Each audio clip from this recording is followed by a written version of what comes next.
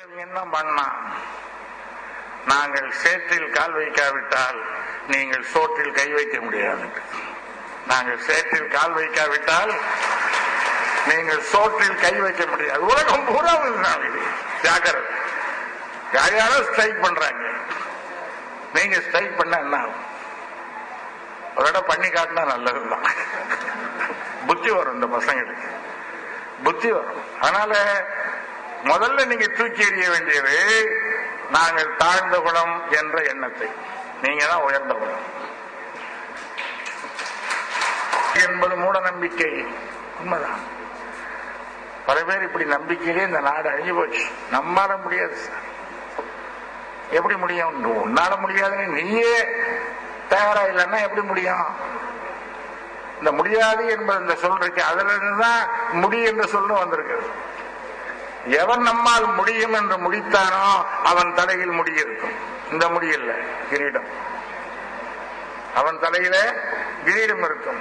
எவன் முடியாதுகிறானோ அவன் தலையில இந்த முடிதான் இருக்கும். ஆகையினால அவர்களை நீங்க ஊக்குவிக்கும். மாணவர்கள் கார்ல் மார்க்ஸ் ஒரு முறை பள்ளிக்கூடத்துக்கு போனார். மாணவர்களே, உங்களுக்காக நான் சொல்றேன். இப்ப மாணவர்கள் கேட்டாங்க, ஐயா நாங்க என்ன செய்யணும்? படி அப்படிங்க. சரி படிக்கிறோம், அதுக்கு அடுத்து என்ன செய்யணும்னு கேட்டார். அப்பவும் கார்ல் மார்க்ஸ் படினார். சரி மூணாவதா என்ன செய்யணும்? சிறப்பா உள்ளதை ஏதாவது சொல்லுங்க. படினார். உங்களுக்கு அதை தவிர வேற வேலையே கிடையாது. படிப்பதை தவிர மற்றவங்களுடைய எல்லா கவலைகளையும் எல்லா பிரச்சனைகளையும் மற்றவர்கள் பார்த்துக் கொள்வார்கள். நீங்க அதை பத்தி கவலைப்படாதீங்க, படியுங்கள். இந்த சமுதாயத்திற்கு பொறுப்பு இருக்கிறது. உங்கள் சமுதாயத்தில் பிறந்த ஒருவனாவது வசதியின்மை காரணமாக படிக்கவில்லை என்று சொன்னால் அத்தனை பேரை நீங்க தூக்கு போட்டு தொங்கிக்கணும். அவ்வளவு. இதை விட வேற நான் சொல்றதுக்கு ஒண்ணும் கிடையாது. ஒருவன் படிக்க முடியாமல் இருந்தா கூட நீங்க பெரிய மனுஷன் இந்த வீதிகளில் விழாவதற்கு உங்களுக்கு அதிகாரமே கிடையாது. நான் என்ன சார் பண்ணுவேன்? நான் வாங்குறது 2000 ரூபாய் சம்பளம். 2 ரூபாய் கொடுப்பாங்கல்ல, அது 2 ரூபாய் கொடுக்க முடியாது அவனுக்கு. நான் ஒரு சமூகத்தை உங்களுக்கு முன்னோடியாக காட்டி நிறைவு செய்கிறேன். சான்றோர் என்று சொல்லப்படுகிற சாணார் இனத்தை சார்ந்த நாடார் இன மக்கள் உங்களை விட மோசமான நிலையில் இருந்தது. கல்வியில பொருளாதாரத்துல எவ்வளவு மோசமா இருந்தாங்க உங்களுக்கு தெரியும். இன்னைக்கு பொருளாதாரத்திலும் கல்வியிலும் உயர்ந்த இனமா மாறி இருக்கிறாங்க. காரணம் இன ஒற்றுமை உதவுது. இன்னைக்கு மிகச்சிறந்த கல்லூரிகள், மிகச்சிறந்த உயர்நிலை பள்ளிகள் அவர்கள் கையில் இருக்கு. மிகச்சிறந்த பெரிய பொருளாதார கேந்திரம் என்று சொல்லப்படுகிற டி நகருக்கு போனால் அண்ணாந்து பார்க்கின்ற கட்டிடங்கள் அவர்களுடையவை. எப்படி இந்த முன்னேற்றம்? நான் சிறுபிள்ளையாக இருக்கிற பொழுது தெருவில் பழைய ஈயம்பித்தடைக்கு பேரிச்சம்பழம்னு சட்டம் விட்டு வருவாங்க. இங்க உண்டா கோயம்புத்தூர்ல? தெரியல எனக்கு.